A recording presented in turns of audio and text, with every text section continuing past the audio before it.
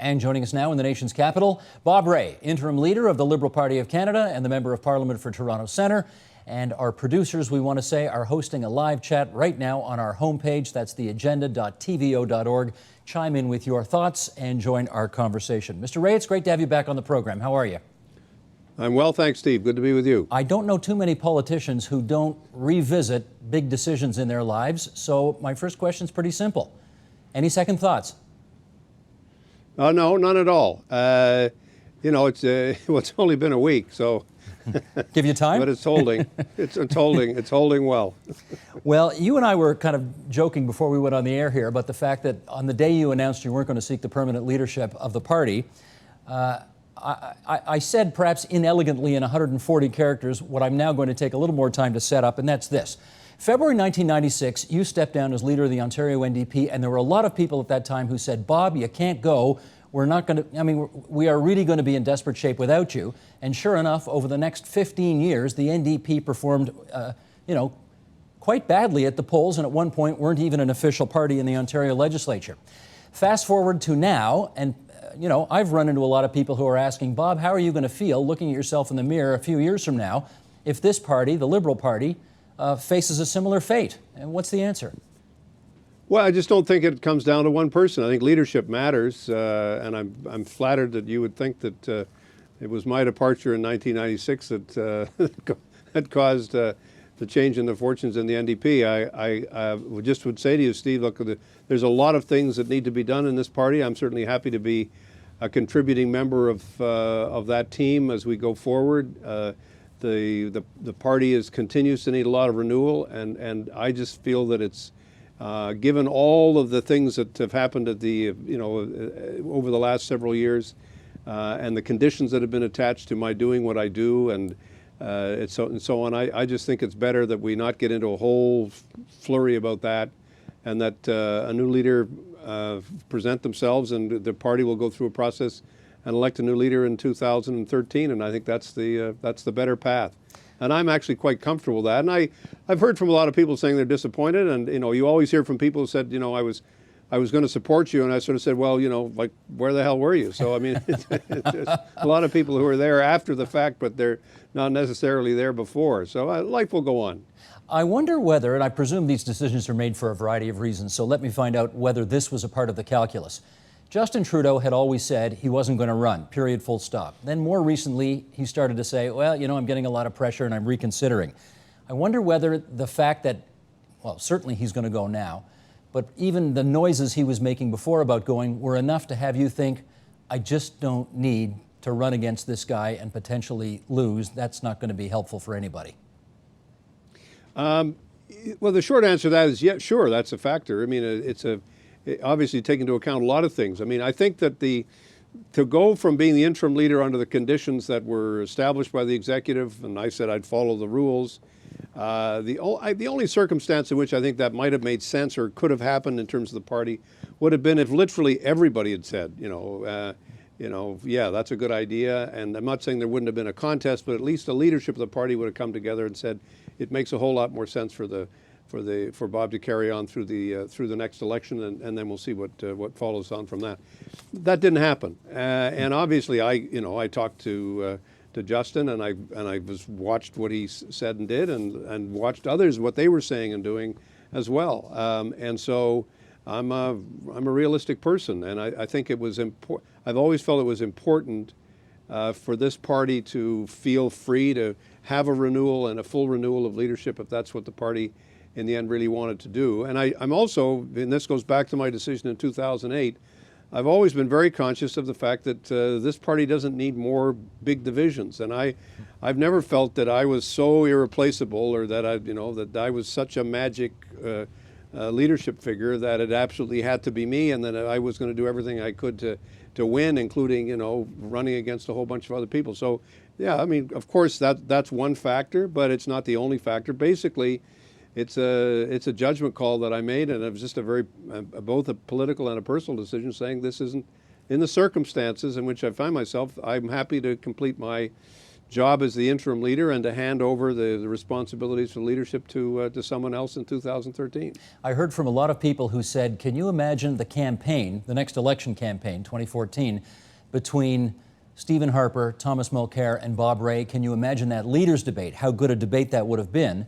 Having said that, did you feel when the NDP chose Tom Mulcair, who is an experienced and skilled politician, that it would be harder for you, or any Liberal leader for that matter, to make their mark given the new circumstances in Ottawa?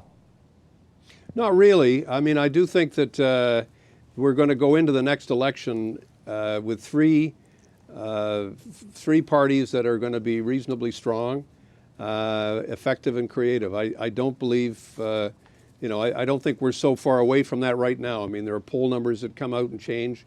To take the last Nanos poll, which is sort of the consistent month-by-month poll that everybody watches, we were close to 25, the other two parties in the low 30s. I mean, that is not far from being a close three-way fight, and that's just a few months after Mr. Mulcair's, being elected and coming into the House and so on. I mean, I don't underestimate Mr. Mulcair or Mr. Harper, but I also don't overestimate them. They have their own challenges and difficulties, and that will become clear, I think, to people over the next 2 or 3 years. I mean, I can give you lots of examples of parties that have been in the high 30s or low 40s 3 years before an election, and at the end of the election they ended up at 17, 18, 19%. I can give you lots of those examples. No, quite and I think true. we tend to forget those. I think, frankly, I think the media tend to forget them. I think journalists tend to forget them.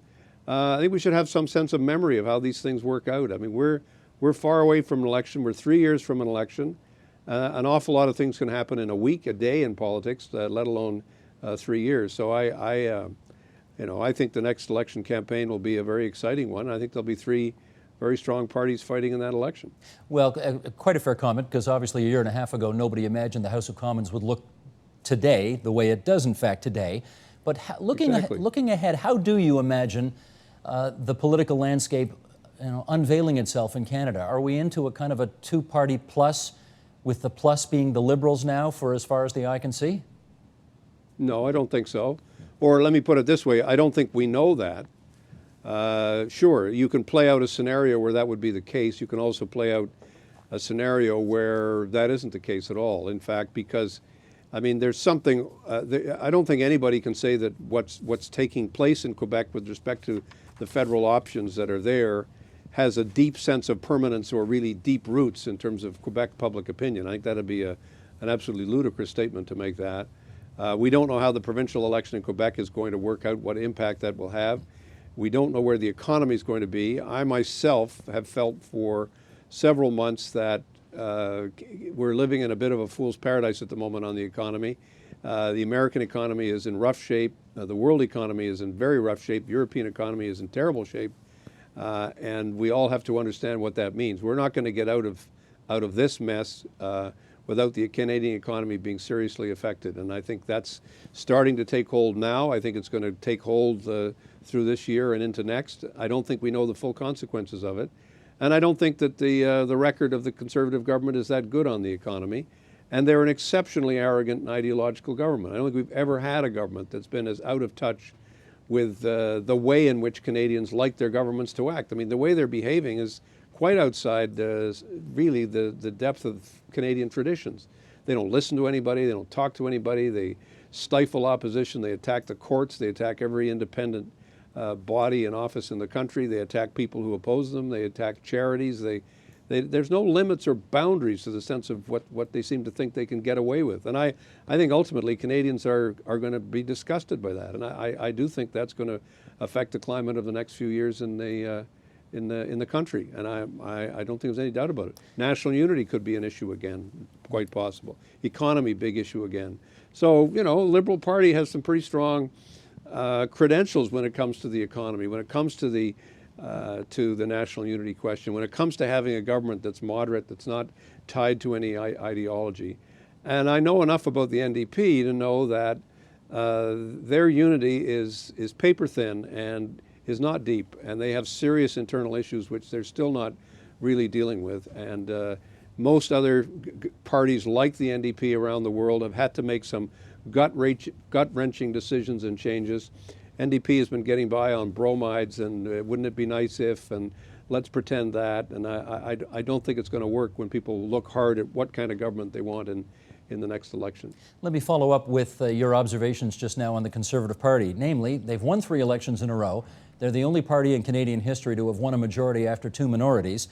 I do remember you 20 years ago campaigning as Premier of Ontario, quoting Abraham Lincoln, saying that you wanted to appeal to the better angels in all of us.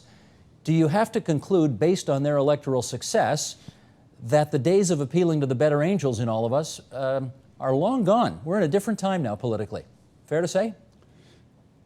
Well, we're certainly at we're at a different time. I mean, I was defeated in '95 by Mr. Harris, who certainly didn't appeal to anybody's better angels. But I was interested to see that it was Dalton McGuinty who took up that phrase. I didn't invent it; Abraham Lincoln did. And so it seems to me there is a choice that Canadians make from time to time, in which they say let's get back to who we really are and what we can really be. And then there's a choice that people make from time to time when things get divided and voters get put in tranches and we get to these very tough messages and very negative advertising. We're certainly into an era where the Republican style of politics has completely taken over the Conservative Party of Canada. There's no question about that. I mean, they use the same advisors, they have the same techniques, they bring in the same people. Just as Mr. Harris brought in this guy, Mike Murphy from the U.S. to run his campaign in '95, it's the same thing happening with respect to Mr. Harper. So I think we have to understand what we're up against. But I think it's also true to say that things change in politics, and patience isn't a bad virtue. I'm sure people will look at Mr. Chrétien won 3 majority governments. You would have said at that point, that the Liberal Party was unbeatable, and quite the opposite happened. So I just think everybody tends to overread their own press releases and overread their mandates, and I don't think the rest of us should make the same mistake. 20 years ago, you were quoting Abraham Lincoln at your news conference the other day where you took yourself out of the race for the permanent leadership. You quoted the Bard. And I want to take 30 seconds here to play the last comments you made at that news conference and then dig a little deeper into what you were trying to say. Roll tape, please. The painful warrior, favored for fight, after 1,000 victories once foiled, is from the Book of Honour raised quite, and all the rest forgot, for which he toiled. Then happy I, that love and am beloved, where I may not remove nor be removed. Merci. Thank you very much. I'm not sure I've ever seen a press conference where Shakespeare was quoted on the way out. And so I want to ask you, A, why the quote, and B, why that quote? Well, it's interesting. You're such a historian, if you were to roll back tape to the speech I gave in the legislature in 1996 when I left, you would have found the full sonnet, not just the last 4 lines. So it's one of my favorites. And really, it's really about a very simple message, which is that we all get caught up in this battle, and we think that these events are so significant and so huge, but we often forget that it's family that matters most and friends that matter most, and it's family and friends that will always be there whether we win or lose. And so the painful warrior who wins some and loses some and thinks that this is the be-all and end-all should never forget that the really valuable things in life are the things we have with our families and, as I say, the people that we love and the people who love us. And I think that's something that most Canadians most people would understand perfectly well. I know a lot of people who kind of say to me, what a terrible tragedy or terrible end. And I said, look, I've actually had some tragedies, like most of us had some terrible tragedies and losses in my life. Politics is not among them.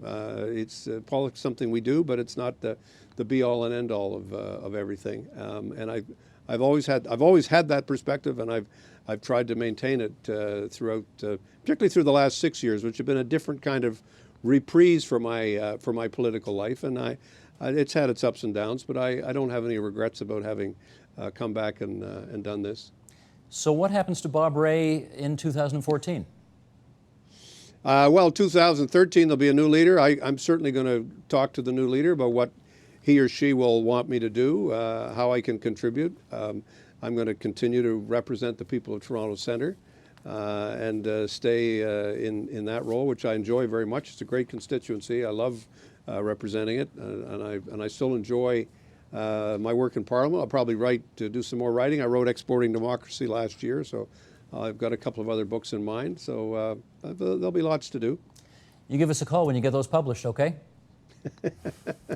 Yeah, if I get them published. Okay, if. Mr. Rae, as always, good to have you on TVO tonight. Thanks so much for your time. Thanks, Steve. Great to be with you.